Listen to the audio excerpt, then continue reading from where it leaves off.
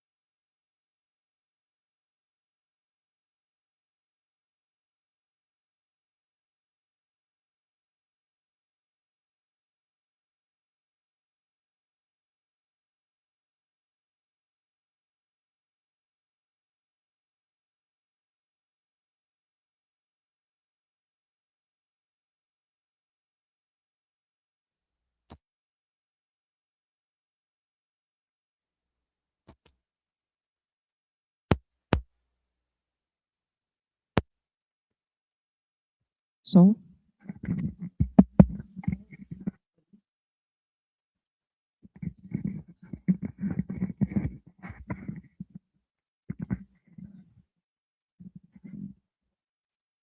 Alô? Alô?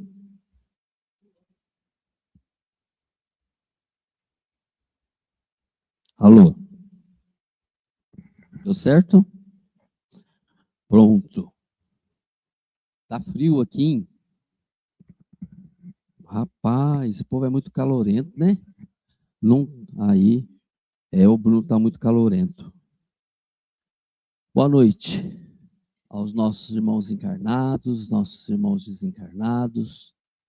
Felizes pela semana do aniversário do centro, que foram palestras muito aproveitosas, muito enriquecedoras, né? Isso foi muito bom, a gente ter esparecido, ter saído um pouco da rotina, mas com o aprendizado. E o relaxamento, né? Tá? A senhora treinou em casa, dona Fátima? A senhora treinou em casa? Isso. O nosso abraço aos palestrantes que aqui tiveram, a Aline, o Augusto, Gustavo, obrigado, Vera.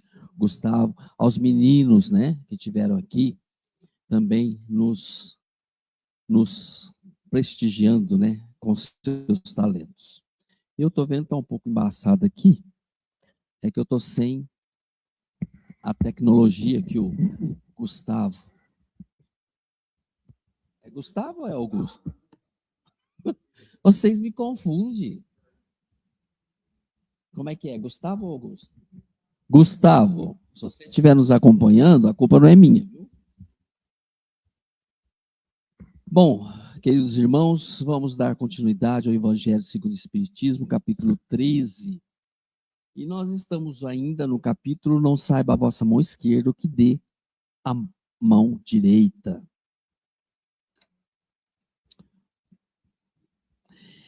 Convidar os pobres e os tropeados para, né, dar sem esperar retribuição. Disse também aquele que o convidara. Quando derdes um jantar ou uma ceia, não convideis nem os vossos amigos, nem os vossos irmãos, nem os vossos parentes, nem os vossos vizinhos, que forem ricos, para que em seguida não os vos convide a seu turno e, assim, retribuam o que de vós receber. Quando derdes uma festa, convidai para eles os pobres, os estropiados, os mancos, os capengas e os cegos. E sereis felizes por não terem eles meio de vô-lo retribuir, pois isso será retribuído na ressurreição do justo. Um dos que se acham à mesa, ouvindo essas palavras, disse: Feliz do que comer do pão no reino de Deus. São Lucas, capítulo 14, versículo de 12 a 15. É complicado isso, né? E ele vai trazer aqui para nós. Como é que a gente pode fazer uma festa e não convidar os parentes? Não convidar os amigos? Hã? Porque se a gente faz uma festa, a gente quer comemorar com aquelas pessoas que estão mais próximas, aquelas que a gente tem mais afinidade. A gente quer poder realmente desfrutar de momentos alegres e felizes. Agora eu faço uma festa e vou saindo pegando aqueles que eu não conheço, os pobres, os estrupiados, e vou fazer uma festa. Olha como é que essas colocações naquela época, né, e olha até os dias de hoje, como ela nos traz raciocínios que, dentro da colocação, ela se faz errada. Sabe por quê? Ó, quando destes uma festa, um festim, disse Jesus, não convideis para eles os vossos amigos, mas os pobres e estrofiados.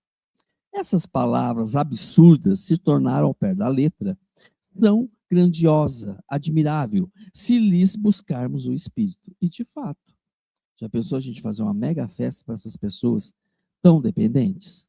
Né? Seria uma coisa assim, né? Muito grandiosa, mas isso gera um absurdo na colocação.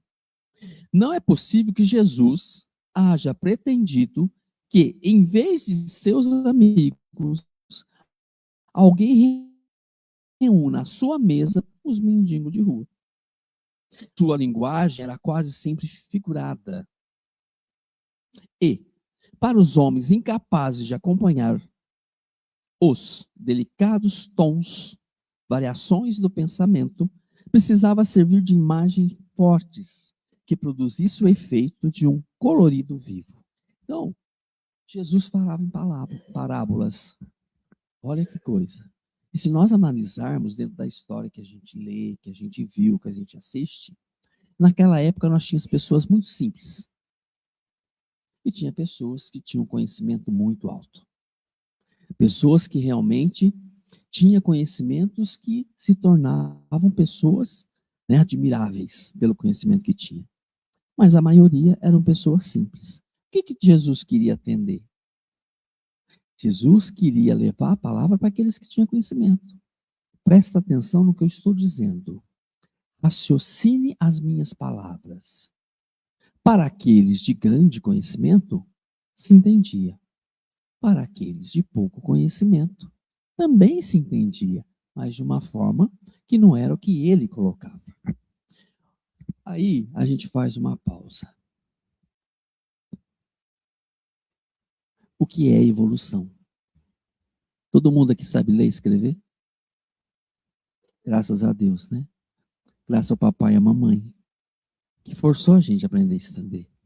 E quando a gente chegou à idade dos seus 8, 9 anos, 7 anos, 6 anos, a gente já começava a entender o que eram as letras e colocadas juntas formavam palavras.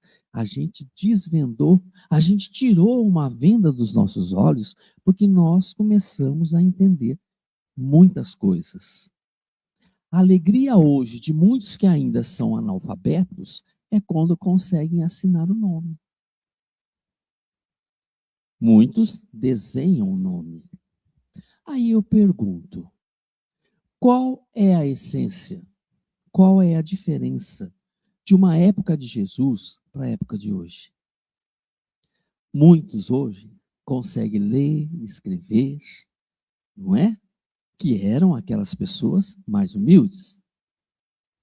E temos hoje aqueles que têm um raciocínio elevado. O que muda? Pouca coisa. Por quê? Ainda se interpreta as palavras do nosso irmão Jesus de forma que aqueles que têm muito conhecimento duvidam do que ele está dizendo. Muitos duvidam que ele disse isso. Muitos levam ao pé da letra, porque não tem a condição de lógica do entendimento. O que nós fazemos aqui? É lógico eu deixar todos aqueles que eu gosto para fora e chamar todos aqueles que eu não conheço para vir comer na minha mesa? É lógico? Não. Eu posso fazer de outra forma. Eu posso montar um banquete para que eu possa ajudá-los a se alimentar, eu posso ajudá-los a ter uma refeição. Mas por que eu tenho que tirar aqueles que eu amo? Aqueles que estão próximos de mim? Aqueles que eu gosto? Qual é o significado disso? Só porque eles têm? Não estou dizendo porque eu tenho e posso fazer isso, mas eu posso fazer melhor. Eu posso dar para aqueles que não têm, se eu tenho condições, muito, ou até mesmo igual àquele que eu dou para aqueles que eu gosto. Então a lógica é, resumindo, deem para aqueles que precisam, sem ninguém saber. Nenhum parente, nenhum amigo, ninguém. Deem. Porque quando eu sentir fome, deixe de me comer, deixe-me o que de comer. Deem. Olha que coisa linda que fazem. Mas a gente tem que entender uma coisa. Estou aqui criticando, nem falando. Há uma lógica. Quando eu posso fazer isso? Quando menos espero. Todo sábado nós vamos fazer sopa para dar para o pessoal, ok? Nós já temos intuito, porque todo mundo sabe que lá, sábado, todo dia tem sopa. Todo mundo vem aqui porque lá tem sopa. Por que a gente não faz sem falar nada e sai distribuindo? Sem que alguém espere isso. Por que a gente não faz aquela família que carece, que necessita, e bate na porta dela e entrega um prato, uma comida, uma alimentação? Por que você que tem necessidade tem que vir até mim e eu não posso ir até você? Sem que você espere. O que ele fala no capítulo? O que uma mão dá, a outra não precisa saber. Então eu não preciso reunir as pessoas mais carentes, necessitadas, para dar. O que nós estudamos na aula passada? Ninguém precisa saber o que você está fazendo. Faça, sem que ninguém saiba. Sabe quem é ninguém saiba? Encarnado. O encarnado não precisa saber. Porque os desencarnados que nos acompanham vai saber. E isso vai ser ponto favorável. Poxa vida. A Ronilda que é tão assim, olha o que ela faz. E ninguém sabe, a não ser nós. Sabe aquele obsessor que te perturba? Porque se ele te perturba, não vamos entrar no mérito, né? Muita coisa foi, deixa pra lá. Ele vai chegar e falar assim, poxa vida, ela é assim? Ela faz sem que ninguém saiba?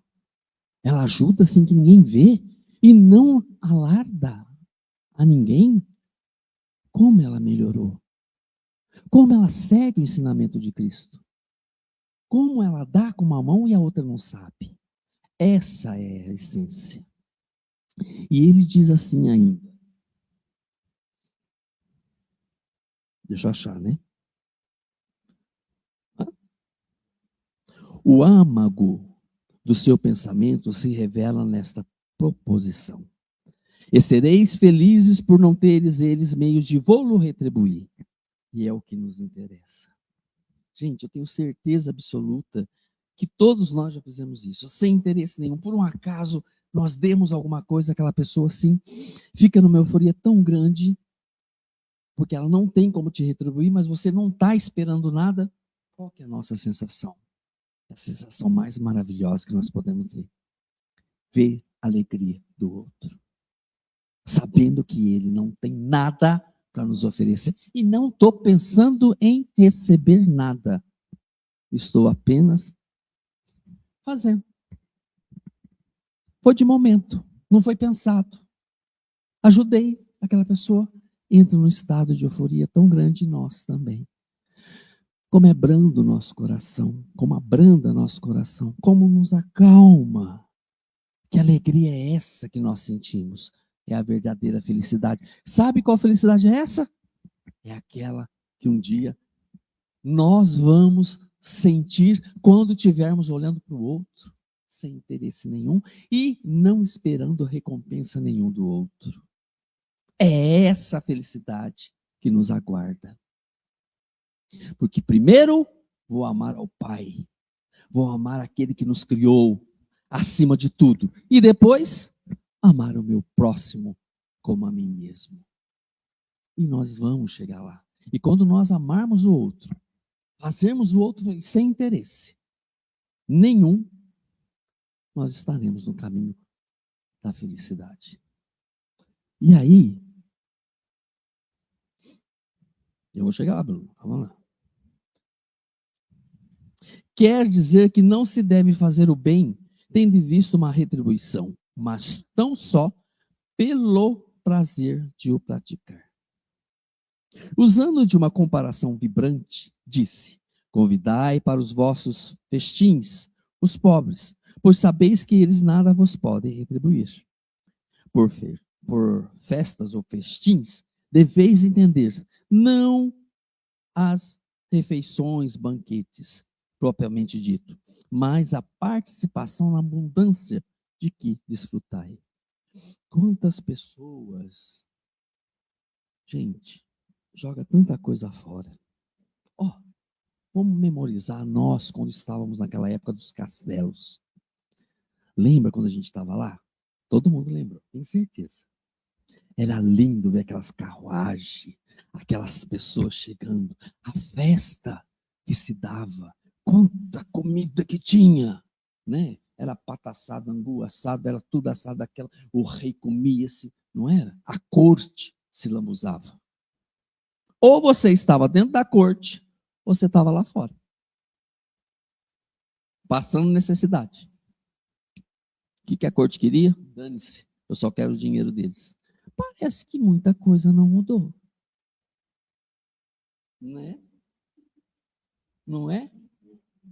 Quem está na corte se esbanja. E quem está do lado de fora está com a necessidade. O que eu quero dizer aí? Não necessita de tanto para se saciar. Dê a quantidade maior para quem precisa. Ajude a quem precisa. E hoje ainda nós vemos o esbanjamento e muita gente ainda passando fome. Passando totalmente um desespero. Usando uma de comparação vibrante, eu já li, desculpa. Todavia, daí me cobra, todavia, aquela advertência também pode ser aplicada em sentido mais literal. Quando não convidam para suas mesas apenas os que podem, como eles dizem, faz-lhe honra, ou, a teu turno, convidá-los. Outros, ao contrário, encontram satisfação em receber os parentes e os amigos menos felizes. Ora, quem não os contam entre os seus? Nós temos pessoas assim, né? Dessa forma, grande serviço às vezes se lhe presta, sem que o pareça. Aqueles, sem irem recrutar os cegos e estropiados, praticam a máxima de Jesus. Se o fazem por benevolência, sem ostentação, e sabem dissimular o benefício por meio de uma sincera cordialidade. Às vezes a gente faz isso. Será que eu estou pronto para fazer isso? Né? Será que eu estou pronto para deixar sem sentimento nenhum o meu e dar para o outro? Será que hoje eu estou capaz de viver no pão e água, porque a minha alimentação eu dei para aquele que precisava mais? Será que eu estou preparado para isso? Porque amanhã eu sei que eu vou ter. Né? O pagamento saiu, né? Eu vou ter lá, nem se for meu arrozinho, feijãozinho, olhinho, salzinho e o ovinho, eu vou ter. Mas tem gente que não tem condições para isso. Quantas histórias nós ouvimos assim? Passei muita dificuldade. Os filhos pediam comida e eu não tinha como dar. Eu não tinha o que fazer. Pensa no desespero de uma família. Alguém já sentiu fome? Fome dói. Ai, como fome dói. Mas tantos jogando fora. Tantos deixando de acolher o outro. Tantos que poderiam ser distribuídos. Mas, como disse e aprendemos aqui, tudo está certo. Tudo está certo. Porque aqueles que têm muito, têm que lembrar. Nós temos que prestar conta. E aqueles que têm pouco, nós temos que lembrar. Também tem que prestar conta. Ninguém sai daqui sem prestar conta.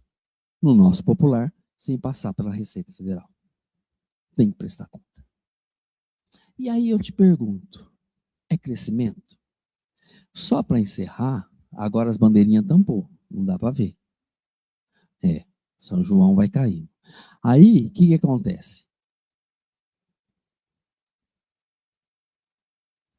Fugiu a ideia. Só para encerrar, nós temos. Fugiu. Nós temos que entender que dentro da colocação de ajudar o próximo, quem sabe ela volta, nós podemos entender, lembrei, obrigado. Muitos, gente, eu não sei se tiveram essa oportunidade, mas muitos deixam o próprio lar confortável, deixam o lar onde você tem a comida, onde você tem o lazer, onde você tem tudo, e segue sua vida sem nada. Sem nada. É dia a dia. Eu não sei se vocês tiveram a oportunidade de ver alguém fuçando no lixo para poder pegar alguma coisa para comer. Isso. Agora imagine esses lixões. Se vocês quiserem ver, chama Ilha das Flores. É um documentário, creio eu, não fiquei sabendo, isso era a época que eu dava aula, enfim, a gente usava muito esse documentário que chama Ilha das Flores. Sabe quem tinha mais valor do que o homem, do que o ser humano? Primeiro, a comida que chegava ia para os porcos. Depois de alimentar os porcos, é que as pessoas em fila para entrar no lixão é que poderiam entrar. Aí você está brincando com uma coisa dessa. Ilha das Flores. Aonde foi isso? Brasil. A fila era enorme, porque era um lixão muito grande. E ali as pessoas iam buscar o que comer. Só depois abriam a porteira, o portão, para entrarem no lixão, depois que os porcos daquele que tomava conta estivessem alimentados. Olha o que nós já passamos. Que assim seja.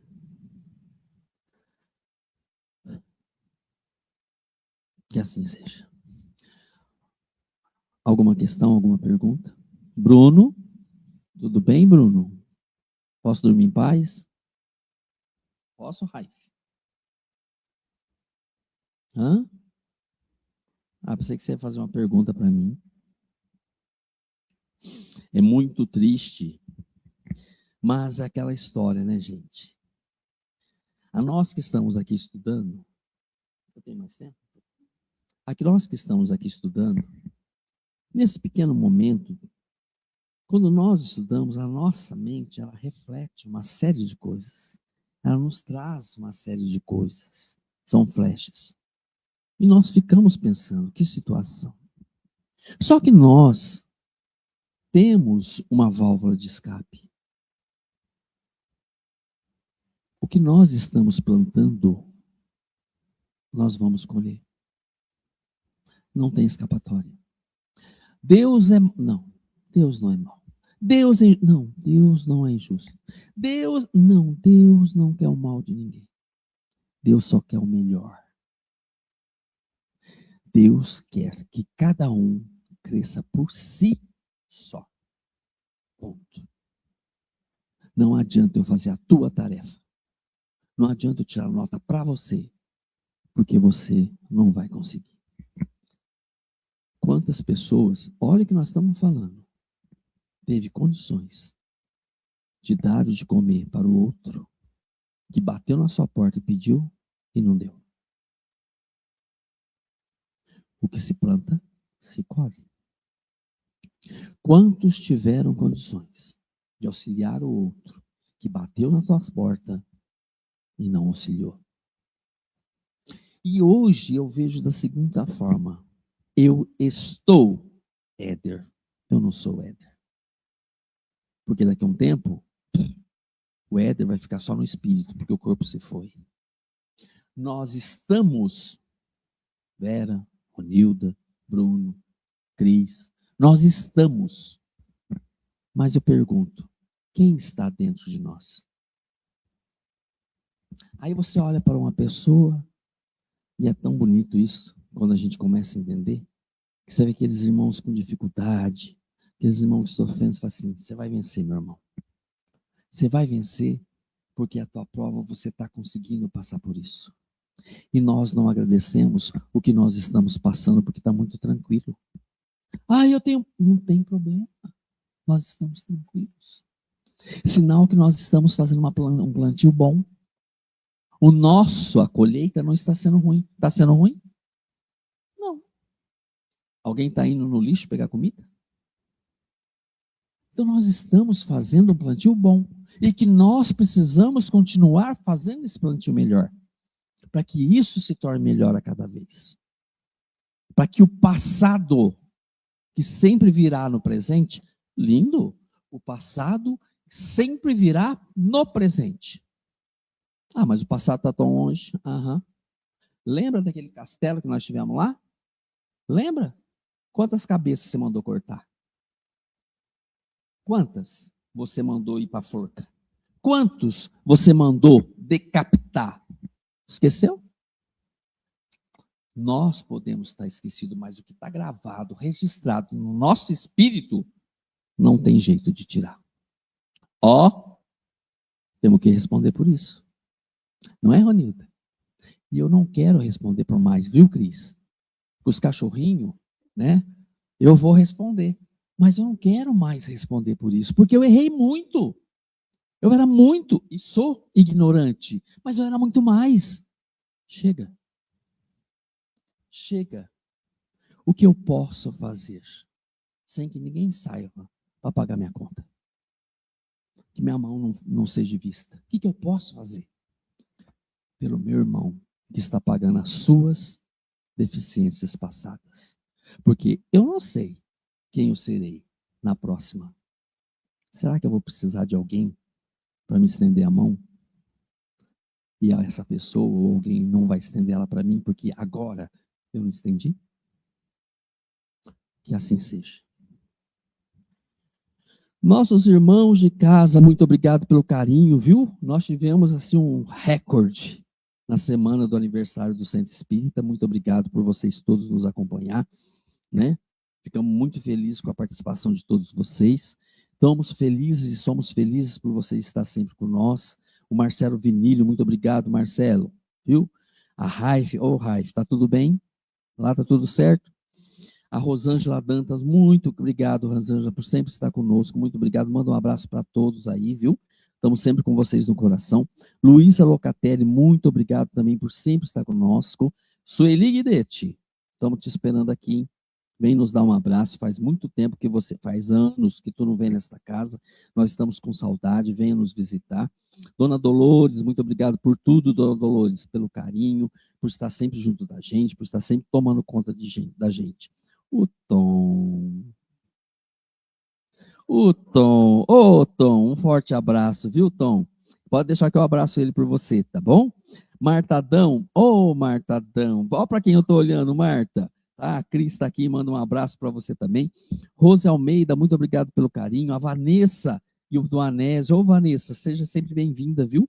Venha também com o Anésio nos visitar, tá bem? A Marilis, ô, minha irmã, muito obrigado por tudo. Um carinho muito grande para você, que nós temos por você, tá bom? Receba o nosso abraço. Mais alguém?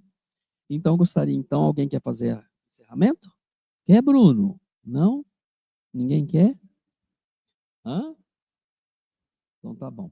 Então vamos elevar os nossos pensamentos ao alto, ao nosso irmão Jesus, a toda essa espiritualidade que está nos amparando sempre, nos acolhendo nesta casa, nos abraçando.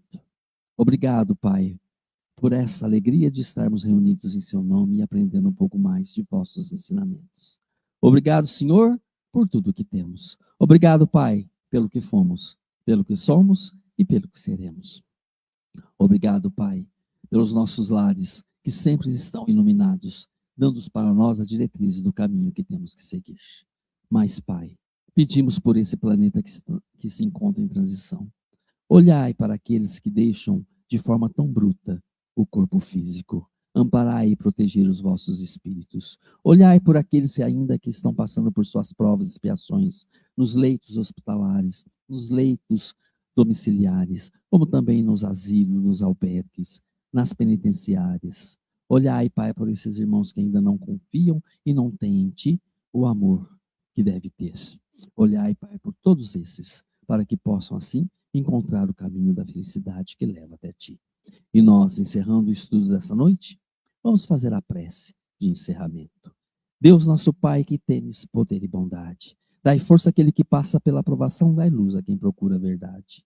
Ponde no coração do homem a compaixão e a caridade, Deus.